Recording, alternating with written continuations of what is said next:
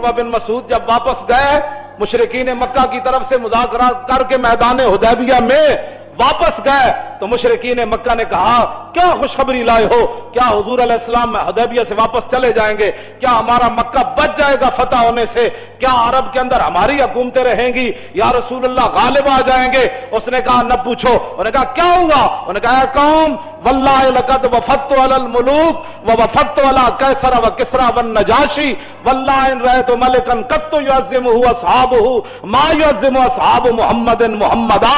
उन्होंने कहा क्या पूछते हो, मैं बड़े बड़े दरबारों में गया, मैं कैसर और किस्रा के दरबार में गया, मैं नजाशी के दरबार में गया, लेकिन जो मंजर मैंने मोहम्मद अरबी के दरबार का देखा मैंने कहीं नहीं देखा। उसने कहा क्या देखा। उन्होंने कहा वल्लाहि इन तनख़्ख़म नुख़ामतन इल्ला वक़द फ़ी गफ़्फ़ि रजुलिन मिनहुम फ़दलक बिहा वजहहु व जिल्दा।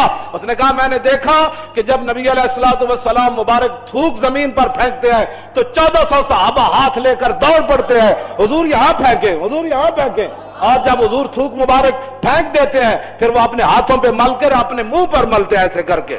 वैज़ा तवद्दा कादू यक्ततिलून अला वुदुई, जब रसूलुल्लाह वुजू फरमाते हैं तो वुजू का पानी लेने के लिए सहाबा ऐसे दौड़ते हैं, करीब है कि एक दूसरे को कत्ल कर दे कि यार जोर का तूने लिया, असर का तो मुझे लेने दे कम अज कम।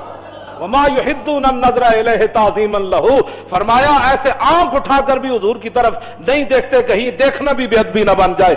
वैज़ा अमरहुम इब्तदरू अमरा, हुजूर एक को हुक्म देते हैं जाओ जाकर ये काम करके आओ, 1400 सहाबा उस हुक्म को बजा लाने के लिए दौड़ पड़ते हैं। जां के मिल्लत रा हयात अज इश्क़ उस और बरगो साज़े कायनात अज इश्क़ उस। इकबाल कहंदा फरंगी रा दिले ज़ेरे नगीनेस, इकबाल कहंदा आज तक फरंगी एक दिल उते काबू नहीं पा सके। मताऊ मुल्कस तो दीन है, उन्हें क्यों ना मुल्कां ते कब्जा जरूर कीता है लेकिन दीन उते कब्जा नहीं कर सके।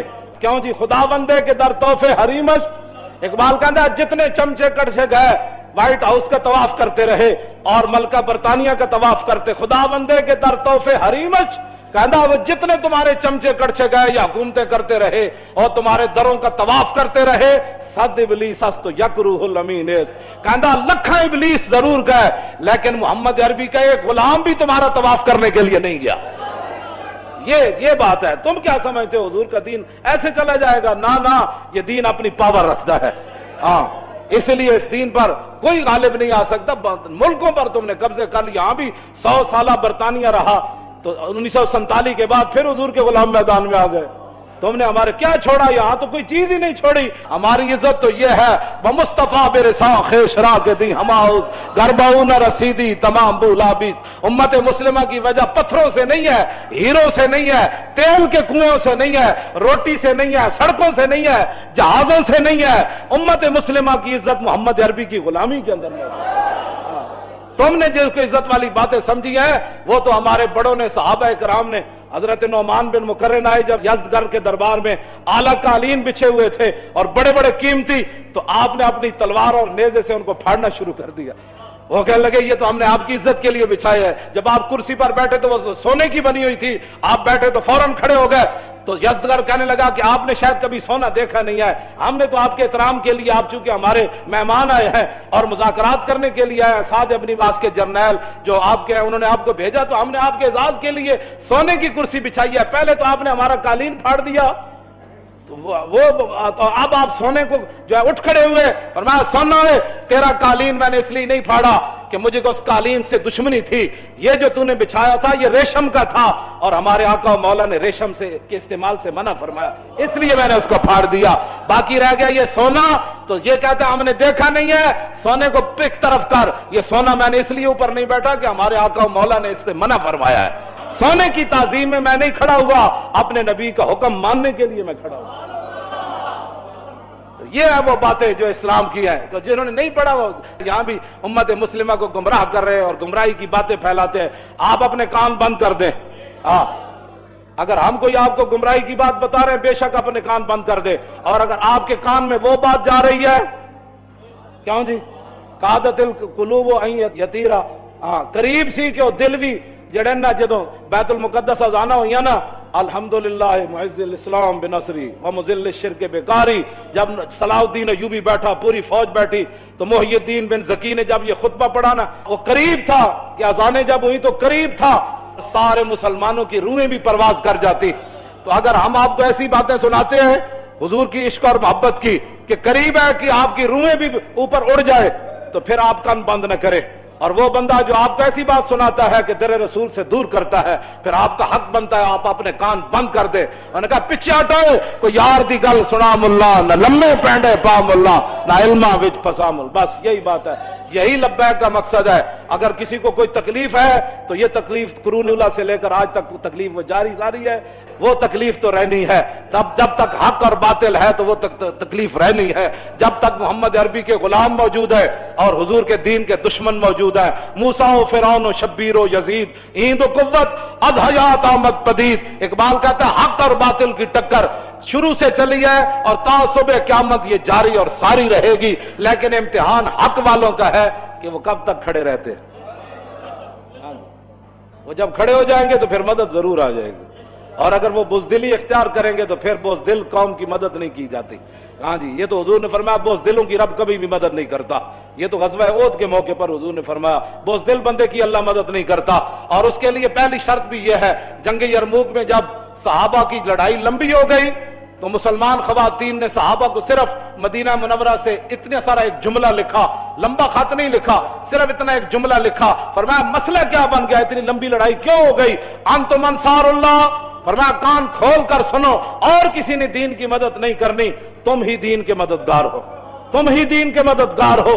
तो ये ताखीर क्यों हो गई जंग यरमूक में? वो जो जुमला है वो आपके लिए और मेरे लिए तमाम के लिए मीनारे नूर है। वो फरमाया अंतुम अंसारुल्लाह, कलमा हमने पढ़ा है तो नामूस रिसालत की बात भी हमने करनी है। कलमा हमने पढ़ा है तो तकालीफ भी हमने उठानी है। कलमा हमने पढ़ा है तो रसूलुल्लाह के दीन को तख्त पर बिठाना भी हमारा काम है। कलमा हमने पढ़ा है तो कुफर के सामने ऐसे खड़ा होना ये भी हमारा काम है। आज कलमा जो हम अंतुम अंसारुल्लाह, फरमाया तुम ही दीन के मददगार हो, तुम ही अल्लाह का मददगार से मुराद दीन के मददगार। आखिरी जुमला ये अपने कानों के अंदर इसको ऐसी जगह दें, घर के तू सारे काम तेरे चलते हैं, जब दीन का मसला है तू कल पर डाल देता है।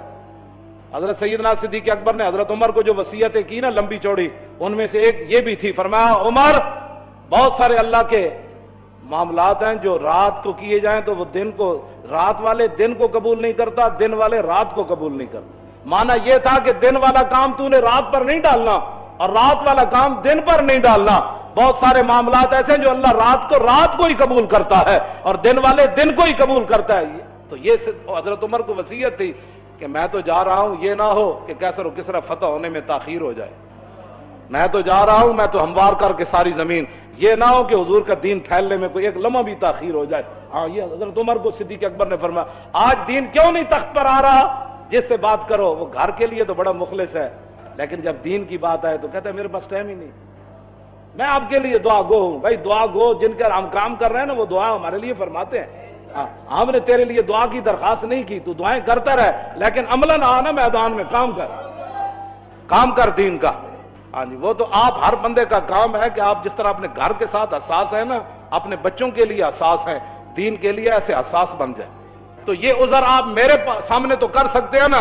इकबाल कहता लर्ज़म अस्तु शर्म चू रोजे शुमार, पुरसदत आब रुए रोजगार, हरफे हक हजरत माँ बुरदई, पस चराबा दीगराना सपुरदई।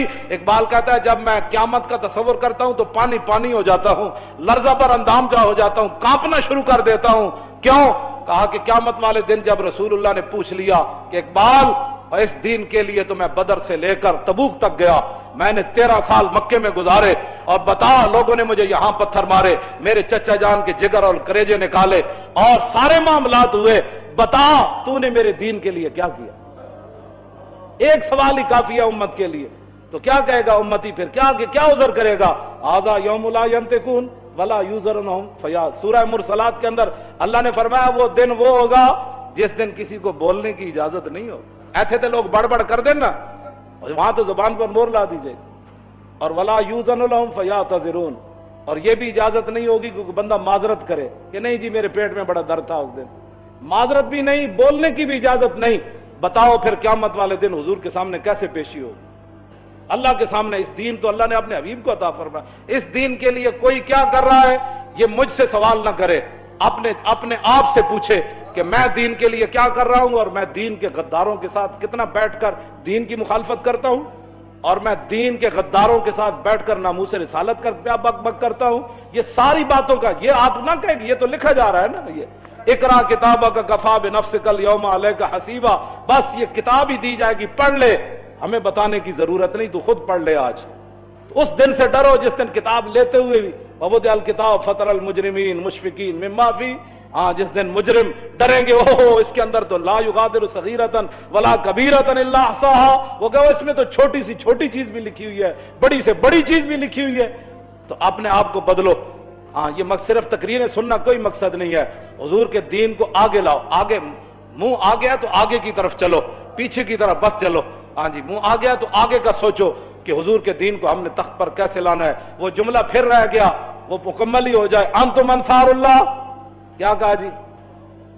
انتم انصار اللہ، تم ہو اللہ کے مددگار. صحابہ کو صحابیات نے خط لکھا مدینہ منورہ سے جنگ یرموک میں، فرمایا انتم انصار اللہ، تم ہو اللہ کے مددگار.